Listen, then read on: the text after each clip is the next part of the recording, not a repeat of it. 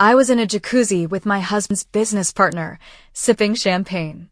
Suddenly, I felt lightheaded and my vision faded. When I came to, I was paralyzed, and my husband's voice whispered in my ear, "You chose the wrong man." I never thought my life would take such a turn. I'm 35, married to Mark, a successful entrepreneur in San Francisco.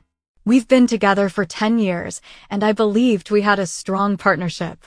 Mark's business partner, Alex, has been a constant presence in our lives. Charming and charismatic, Alex often joined us for dinners and social events. I considered him a friend. One evening, Mark invited Alex over to celebrate a recent business deal. We opened a bottle of champagne and decided to relax in the jacuzzi. The warm water and bubbly drink made me feel lightheaded. My vision blurred, and the next thing I knew, I was waking up in our bedroom, unable to move. Panic set in as I realized I was paralyzed. Then, I heard Mark's voice whisper in my ear, "You chose the wrong man." I struggled to piece together what had happened. Had I been drugged? Why was Mark saying such a thing? Our relationship had its ups and downs, but I never expected this. Tears streamed down my face as I lay there, helpless. Over the next few days, Mark cared for me, explaining that I had a severe reaction to alcohol and heat, causing temporary paralysis. But his demeanor was cold, distant. I couldn't shake the feeling that something was terribly wrong. I noticed him receiving late-night texts, his phone always guarded.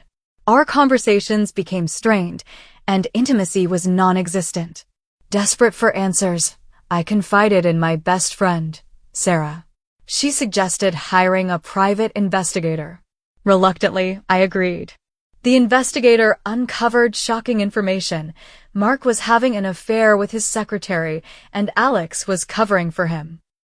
The night of the jacuzzi incident, they had conspired to incapacitate me, giving Mark an alibi while he spent the night with his mistress. Heartbroken and betrayed, I confronted Mark. He didn't deny it. Instead, he blamed me for being inattentive and accused me of having feelings for Alex. The gaslighting was unbearable. I packed my bags and left, filing for divorce shortly after. The healing process was arduous.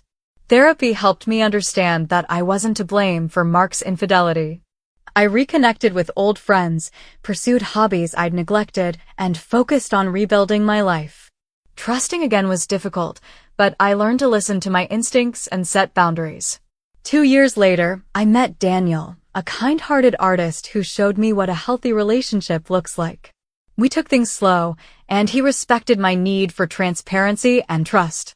With time, I opened my heart again. Reflecting on that dark period, I realized how crucial it is to trust one's intuition. The signs were there, but I ignored them, wanting to believe in the facade of a perfect marriage. Now, I know the importance of self-worth and the strength it takes to walk away from toxicity. To anyone experiencing betrayal, know that you're not alone. Healing is possible, and there's a brighter future ahead. Trust yourself, seek support, and remember that your value isn't defined by someone else's actions. I wish I could say walking away was the hardest part, but it wasn't. What came after nearly broke me. About 3 weeks after I filed for divorce, I got a call from a blocked number. I don't usually pick those up, but something in me said do it. A man's voice said, "You don't know the full story. Meet me at Cafe Reveille at noon tomorrow. Come alone." I froze.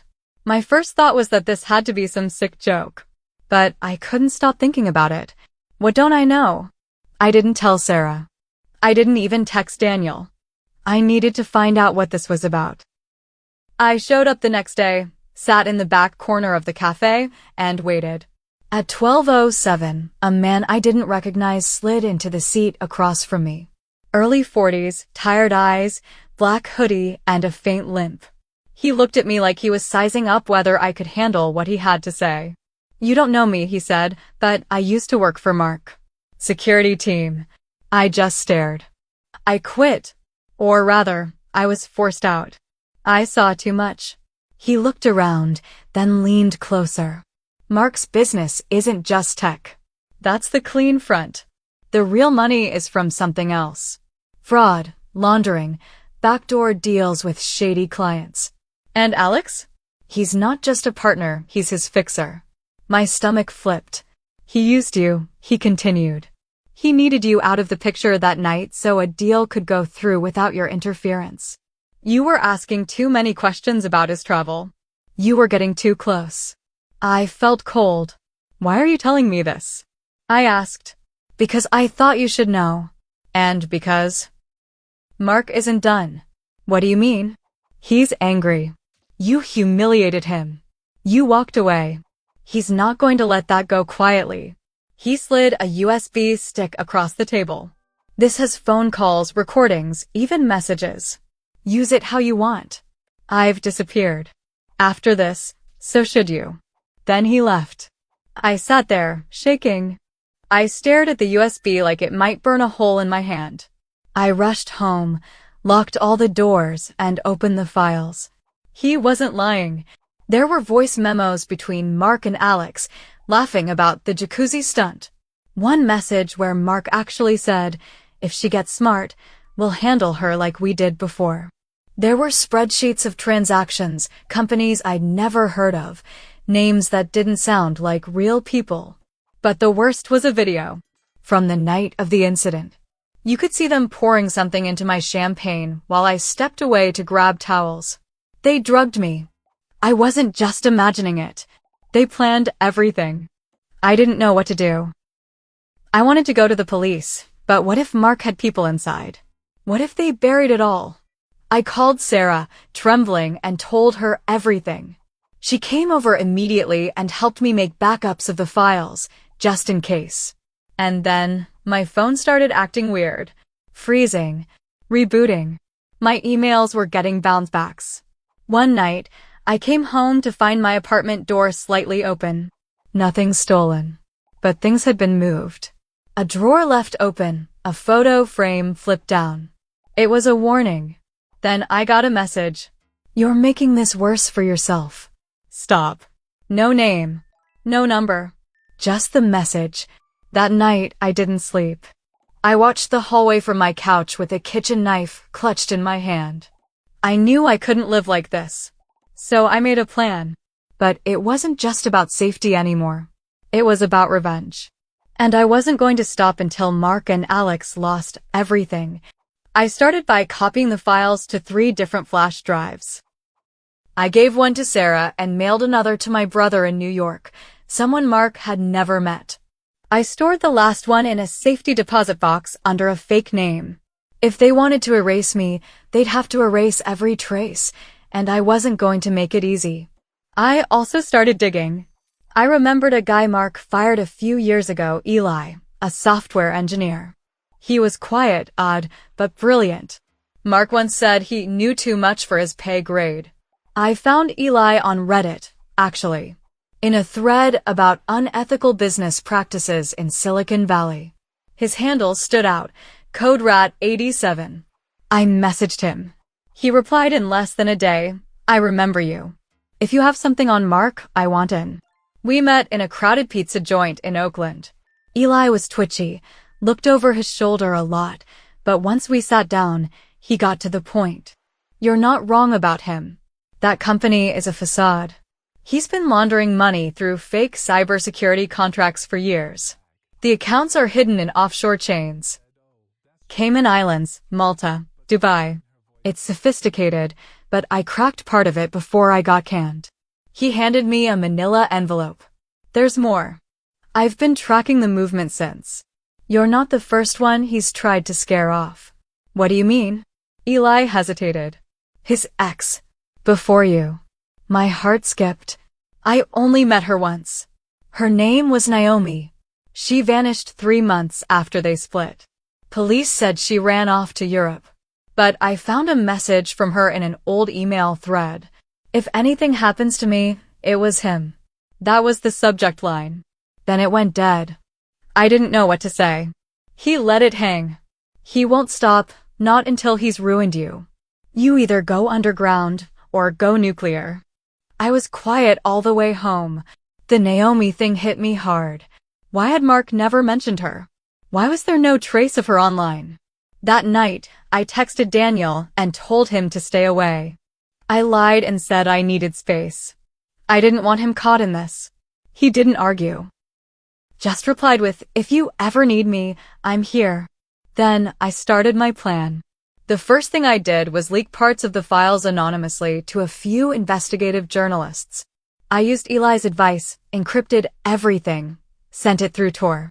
I also scheduled a timed email to blast the full recordings to a dozen contacts, including Sarah and 2 lawyers, if I didn't log in every 24 hours.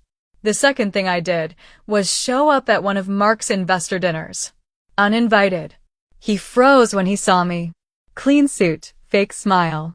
The room was filled with powerful people, VCs, startup founders, even a senator's aide. I walked up to him, handed him a champagne glass, and whispered, "Drink up.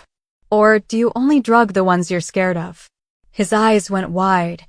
I turned and walked out. I didn't need to stay. Just shake him. Remind him I wasn't going quietly. The fallout started 2 days later. An anonymous tip led to a surprise audit of one of their shell companies. Someone, probably one of the reporters, leaked a blurry screenshot of a memo tying Mark's firm to suspicious wire transfers. Tech blogs were buzzing. Reddit threads exploded. But then it got worse. Sarah's car was broken into. Nothing stolen. Just her glove box emptied and a note left behind. Wrong team. I freaked out. Told her to stay at her parents' place. That night, I checked my safety deposit box. Empty. No signs of forced entry. No alerts. But the flash drive was gone. I started to spiral. I couldn't trust the system. The reporters stopped replying. One of the lawyers went silent. Even Eli vanished, emails bounced, phone disconnected. Then, a package showed up at my door. No return address. Inside, a photo of Naomi. And a key. On the back of the photo, in shaky handwriting, room 908. Stay silent. Don't bring anyone. It was the Bayview Hotel. A rundown place near the pier. I went at dusk. Heart in my throat the whole time. I had pepper spray in my hand the second I walked in. Room 908 was on the top floor. I knocked. No answer. Tried the key. Inside, the lights were off. Curtains drawn. The room smelled like old carpet and lemon cleaner. I stepped in, and the door clicked shut behind me. That's when I heard the voice. "You made it." And it wasn't Mark. It was Naomi. She stepped out of the shadows.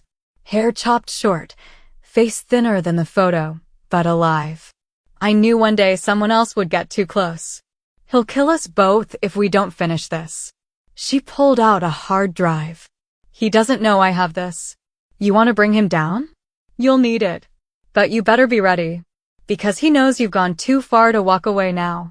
And just like that, the whole game changed again. I wasn't just trying to survive anymore. Now I was part of something bigger. And I wasn't alone.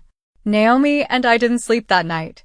We stayed in the dingy hotel room, sitting across from each other with old laptops open, digging through years of data she'd been hiding. Every spreadsheet, every offshore account, every phone call, she had it all. She'd spent years in hiding, bouncing from city to city, always one step ahead. Until she couldn't run anymore. Until she decided someone else needed to know. We planned for days. Quietly. Carefully. I looped Eli back and he'd gone dark to protect himself. We rented a conference room under a fake name, set up a live stream, and invited every journalist, investor, and board member linked to Mark's company. On the day of the reveal, I wore black. It wasn't for drama. It was for war. Mark walked into that conference room like he owned the world. Alex flanked him, smug as ever. They hadn't seen Naomi yet. They hadn't seen me in weeks. They thought they'd broken me. When they saw us standing side by side, I saw it. That flicker in Mark's eyes. Not fear or panic. "What the hell is this?" he snapped, scanning the room. Naomi stepped forward, hand shaking but voice strong. "You remember me, Mark? You told everyone I disappeared to Europe. But I was hiding from you. The murmurs started. Phones came out. Cameras too. I pulled the hard drive out of my bag and plugged it into the projector. The first thing that played? The video from the jacuzzi. Him pouring that drink. Me walking away, unaware. Then audio, him and Alex laughing, mocking me, planning. Investors started shifting in their seats. One woman stood up, arms crossed. Is this real? Eli's voice came from the corner. It's all real. And I've got the financial records to back it. Mark tried to laugh. This is ridiculous. You're all being manipulated by two unstable women who are bitter because you drugged me.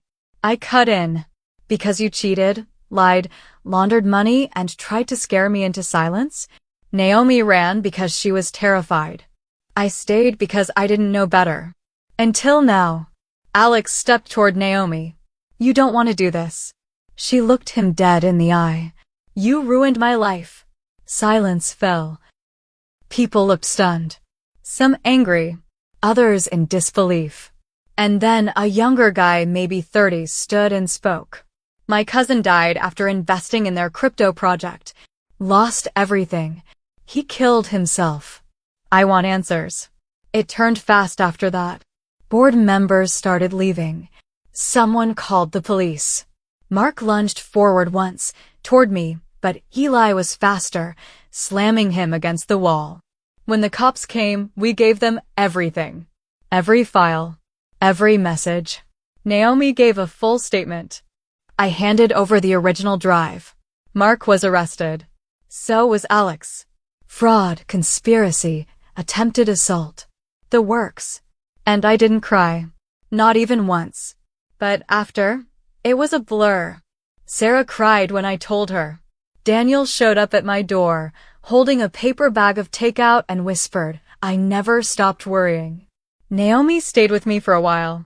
We talked late into the night, about the years we lost, about the men who nearly broke us, and about how we were still standing. Then the silence settled in.